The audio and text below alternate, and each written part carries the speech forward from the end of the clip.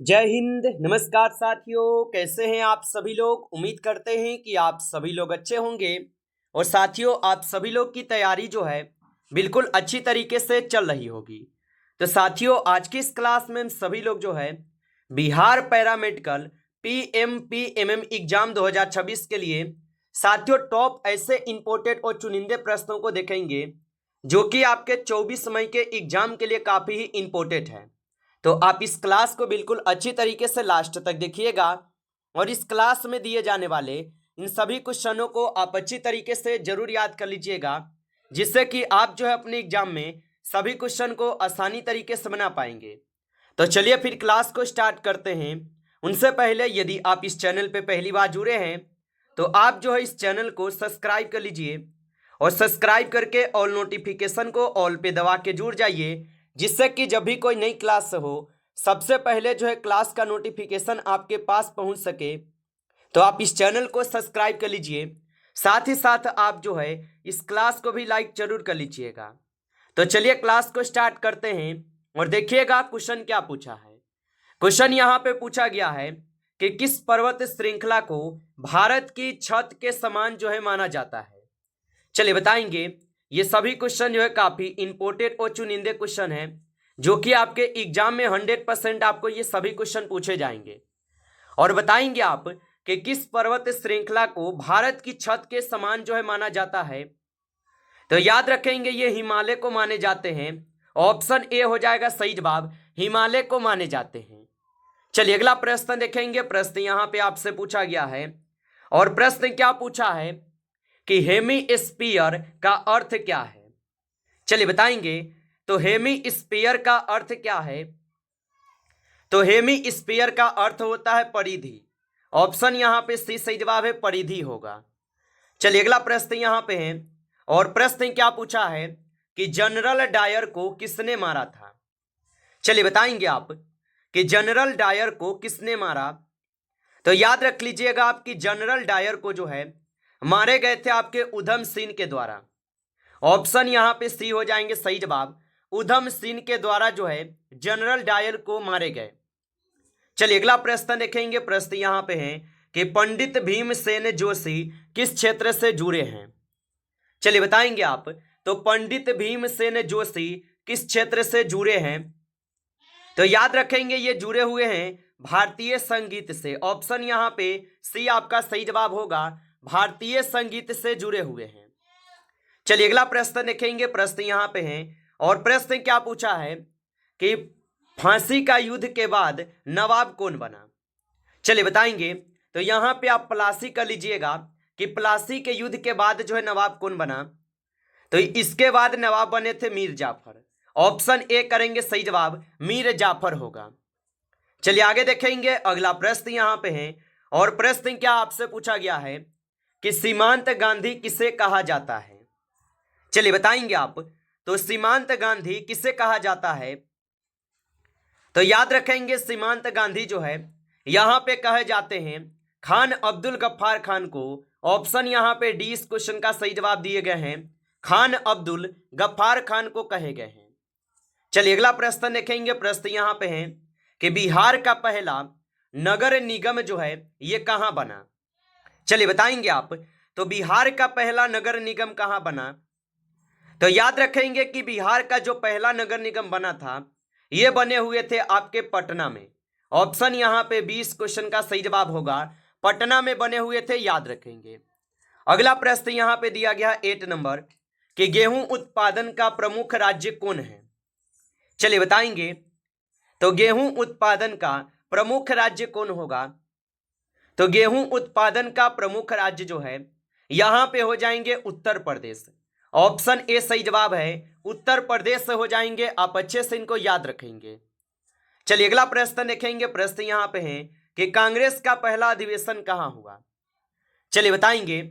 तो कांग्रेस का पहला अधिवेशन कहां हुआ। तो कांग्रेस का पहला अधिवेशन हुए थे कहां पर। तो यहां पे इस क्वेश्चन का आप सही जवाब जो है ऑप्शन यहां पे ए करेंगे, मुंबई में हुए थे। ऑप्शन ए सही जवाब है, मुंबई में हुए थे। चलिए अगला प्रश्न देखेंगे और प्रश्न पूछा है आपसे कि लाल ग्रह कौन है। चलिए बताएंगे आप। कि लाल ग्रह जो है यहाँ पे कौन होगा? तो याद रख लेंगे यहाँ पे लाल ग्रह जो है आपके मंगल ग्रह है। ऑप्शन ए करेंगे सही जवाब, मंगल ग्रह जो कि सबसे लाल ग्रह है। चलिए अगला प्रश्न देखेंगे कि G20 का अध्यक्ष 2023 में कौन था? तो याद रखेंगे आप कि G20 का अध्यक्ष 2023 में कौन था? तो 2023 में आपके थे भारत। ऑप्शन ए करेंगे सही जवाब, भारत थे। चलिए अगला प्रश्न यहां पे दिया गया है और प्रश्न क्या पूछा है आपसे कि भारत का पहला उपग्रह कौन सा था? चलिए बताएंगे। तो भारत का पहला उपग्रह कौन सा था? तो भारत का पहला उपग्रह जो है आर्यभट्ट थे। ऑप्शन यहां पे बी सही जवाब होगा, आर्यभट्ट थे। चलिए अगला प्रश्न यहां पे है और प्रश्न है कि संविधान सभा की पहली बैठक कब हुई थी? चलिए बताएंगे आप। तो संविधान सभा की जो पहली बैठक हुई थी ये कब हुए थे? तो संविधान सभा की जो पहली बैठक हुई थी ये हुए थे आपके 9 दिसंबर 1946 को। ऑप्शन यहां पे डी दिए गए हैं सही जवाब, 9 दिसंबर 1946 को हुए थे। अगला प्रश्न देखिएगा और प्रश्न यहां पे आपसे पूछा है कि जल जीवन मिशन किससे संबंधित है? चलिए बताएंगे आप। और साथियों आप अभी तक इस क्लास को लाइक नहीं किए हैं तो आप जो है इस क्लास को एक बार लाइक कर लीजिए। नए जुड़े हैं आप इस चैनल पे तो चैनल को भी आप सब्सक्राइब कर लीजिए और सब्सक्राइब करके ऑल नोटिफिकेशन को ऑल पे दबा के जुड़ जाइए, जिससे कि जब भी कोई नई क्लास हो सबसे पहले क्लास का नोटिफिकेशन आपके पास जो है पहुंच सके। तो आप इस चैनल को सब्सक्राइब कर लीजिएगा और बताएंगे कि जल जीवन मिशन किससे संबंधित है? तो यह संबंधित होगा आपके शांति नीर और पेयजल आपूर्ति से, दोनों से होगा। ऑप्शन यहां पे सी करेंगे, ए और बी दोनों सही जवाब है। चलिए अगला प्रश्न देखेंगे। यहां पे प्रश्न है कि अनुच्छेद 370 जो है यह किस राज्य से जुड़ा था? तो अनुच्छेद 370 किस राज्य से जुड़ा था? तो अनुच्छेद 370 जो है यह आपके जम्मू कश्मीर से जुड़े हुए हैं। ऑप्शन यहां पे 20 क्वेश्चन का सही जवाब होगा, जम्मू कश्मीर से जुड़े हुए हैं। आगे देखिए अगला प्रश्न यहां पे आपसे और प्रश्न पूछा है कि भारत का राष्ट्रीय पशु कौन है? तो याद रखेंगे आप कि भारत का जो राष्ट्रीय पशु है यहां पे आपके बाघ हो जाएंगे। ऑप्शन बी करेंगे सही जवाब, भारत का राष्ट्रीय पशु आपके बाघ हो जाएंगे। चलिए अगला प्रश्न देखेंगे। यहां पे प्रश्न है और प्रश्न क्या पूछा है 70 नंबर कि मेक इन इंडिया कार्यक्रम कब शुरू हुआ? चलिए बताएंगे आप। तो मेक इन इंडिया कार्यक्रम जो है ये कब शुरू हुआ? तो मेक इन इंडिया कार्यक्रम शुरू हुए थे 2014 में। ऑप्शन यहां पे सी हो जाएंगे सही जवाब, 2014 में शुरू हुए थे। चलिए अगला प्रश्न देखेंगे। प्रश्न यहां पे है कि यूएनओ की स्थापना कब हुई? चलिए बताएंगे आप कि यूएनओ की जो स्थापना है ये कब हुई थी? तो यूएनओ की स्थापना हुए थे आपके 1945 में। ऑप्शन यहां पे बी सही जवाब है, 1945 में हुए थे। अगला प्रश्न यहां पे है कि सिंधु घाटी सभ्यता का प्रमुख बंदरगाह जो है कौन था? तो याद रखेंगे आप कि सिंधु घाटी सभ्यता का प्रमुख बंदरगाह कौन था? तो सिंधु घाटी सभ्यता का प्रमुख बंदरगाह जो है लोथल थे। ऑप्शन यहां पे सही जवाब सी हो जाएंगे, लोथल थे, आप याद रखेंगे। अच्छा आप लोग एक क्वेश्चन कमेंट करेंगे कि लोथल जो है ये किस नदी के किनारे स्थित है? आप कमेंट करके सभी लोग बताएंगे। चलिए अगला प्रश्न यहां पे रहेंगे और 20 नंबर क्वेश्चन है कि गौतम बुद्ध को ज्ञान कहां मिला? चलिए बताएंगे आप। तो गौतम बुद्ध को ज्ञान कहां पे मिला? तो याद रखेंगे आप कि गौतम बुद्ध को ज्ञान जो है मिले हुए थे बोध गया में। ऑप्शन यहां पे सी हो जाएंगे सही जवाब, बोध गया में मिले थे। आप अच्छे से इनको याद रखेंगे। चलिए अगला प्रश्न देखिएगा। प्रश्न है कि सपनों की मीनारों का शहर किस नगर को कहा जाता है? तो सपनों की मीनारों का शहर किस जगह को कहा जाता है? तो ये कहे जाते हैं आपके किसको? तो यहां पे आप 21 क्वेश्चन का अगर सही जवाब की बात करें तो यहां पे ऑप्शन डी करेंगे, कोई भी यहां पे नहीं है। ऑप्शन डी सही जवाब है। चलिए अगला प्रश्न यहां पे है और प्रश्न क्या पूछा है आपसे कि निम्न में से किस गुरु की हत्या औरंगजेब ने की थी? चलिए बताएंगे आप। तो निम्न में से किस गुरु की हत्या जो है औरंगजेब किए हुए थे? तो याद रखेंगे यहाँ पे इस क्वेश्चन का सही जवाब गुरु तेग बहादुर होगा। ऑप्शन ए सही जवाब है, गुरु तेग बहादुर होगा। चलिए अगला प्रश्न देखेंगे। प्रश्न यहाँ पे है कि विश्व स्वास्थ्य दिवस हर साल जो है कब मनाया जाता है। तो विश्व स्वास्थ्य दिवस जो है हर साल कब मनाया जाता है। तो विश्व स्वास्थ्य दिवस जो है हर साल मनाए जाते हैं आपके 7 अप्रैल को। ऑप्शन यहाँ पे 20 क्वेश्चन का सही जवाब है, 7 अप्रैल को मनाए जाते हैं। अगला प्रश्न यहाँ पे है कि आयुष्मान भारत योजना किससे संबंधित है। चलिए बताएंगे आप। तो आयुष्मान भारत योजना जो है ये किससे संबंधित होगा।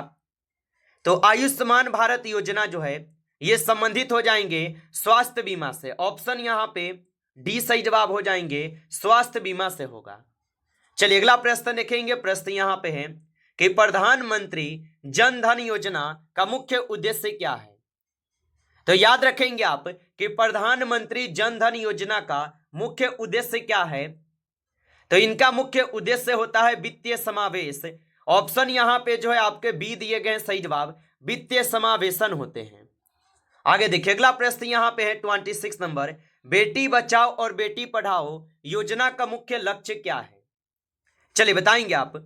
तो बेटी बचाओ और बेटी पढ़ाओ योजना का अगर मुख्य लक्ष्य यहाँ पे अगर देखें तो यहाँ पे आप सही जवाब लगाएंगे लड़कियों की उच्च शिक्षा। ऑप्शन यहाँ पे 20 क्वेश्चन का सही जवाब है, लड़कियों की उच्च शिक्षा होगा। चलिए अगला प्रश्न यहाँ पे है कि अटल पेंशन योजना किस उद्देश्य से शुरू की गई थी। तो याद रखेंगे कि अटल पेंशन योजना किस उद्देश्य से शुरू की गई थी। तो ये शुरू किए गए असंगठित क्षेत्र के लिए वृद्धा अवस्था पेंशन। ऑप्शन यहाँ पे डी इस क्वेश्चन का सही जवाब है। चलिए अगला प्रश्न देखेंगे। प्रश्न यहाँ पे है कि गुगली शब्द का प्रयोग किस खेल में होता है। चलिए बताएंगे। तो गुगली शब्द का प्रयोग जो है किस खेल में होता है। तो इसका प्रयोग क्रिकेट में होते हैं। ऑप्शन यहाँ पे 20 सही जवाब है, क्रिकेट में हो जाएंगे। अगला प्रश्न यहाँ पे है कि ओलंपिक ध्वज पर 5 छल्ले क्या दर्शाते हैं। तो ओलंपिक ध्वज पर 5 छल्ले क्या दर्शाते हैं। तो ओलंपिक ध्वज पर 5 छल्ले जो है ये दर्शाते हैं आपके 5 महाद्वीप को। ऑप्शन यहाँ पे 20 क्वेश्चन का सही जवाब है, 5 महाद्वीप को दर्शाते हैं। चलिए अगला प्रश्न यहाँ पे है कि मैग्निफिसेंट मेरी के नाम से कौन जानी जाती है। तो मैग्निफिसेंट मेरी के नाम से जो है कौन जानी जाती है। तो यहाँ पे जाने जाते हैं आपके कौन। तो एमसी मेरी कॉम। ऑप्शन यहाँ पे 20 सही जवाब दिए गए हैं, एमसी मेरी कॉम हो जाएगा। चलिए अगला प्रश्न देखेंगे। प्रश्न है और प्रश्न पूछा है कि सबसे हल्की धातु है। चलिए बताएंगे आप। तो सबसे हल्की धातु कौन सा है। तो सबसे हल्की धातु यहाँ पे हो जाएंगे आपके लिथियम। ऑप्शन सी करेंगे सही जवाब, लिथियम जो है ये सबसे हल्की धातु है। आगे देखिए अगला प्रश्न यहाँ पे पूछा है और प्रश्न पूछा है कि कार्बन का परमाणु क्रमांक डैश है। तो याद रखेंगे आप कि कार्बन का जो परमाणु क्रमांक है ये हो जाएंगे 6। ऑप्शन यहाँ पे 20 सही जवाब है, 6 हो जाएंगे। चलिए अगला प्रश्न देखेंगे और प्रश्न क्या पूछा है आपसे कि शुद्ध जल का पीएच मान होता है। तो याद रखेंगे कि शुद्ध जल का पीएच मान होता है। तो शुद्ध जल का पीएच मान जो है 7 होते हैं। ऑप्शन यहाँ पे सी सही जवाब है, 7 होगा। चलिए अगला प्रश्न यहाँ पे है और प्रश्न क्या पूछा है कि जिंक की पतला HCl से अभिक्रिया पद कौन सी गैस निकलती है। तो याद रखेंगे इससे जो है हाइड्रोजन निकलते हैं। ऑप्शन सी सही जवाब है, हाइड्रोजन। चलिए अगला प्रश्न यहाँ पे है और प्रश्न क्या पूछा है आपसे कि वाशिंग सोडा का सूत्र है। तो वाशिंग सोडा का सूत्र यहाँ पे कौन सा है। तो वाशिंग सोडा का सूत्र जो है NaOH हो जाएगा। ऑप्शन ए लगा रहे तो सही जवाब है, NaOH जो है ये वाशिंग सोडा का सूत्र है। नमस्कार साथियों, इस क्लास में आपके टॉप 35 क्वेश्चन थे जो काफी इंपॉर्टेंट क्वेश्चन थे। साथियों यदि आपको क्लास अच्छा लगा हो तो आप इस क्लास को लाइक कर लेंगे।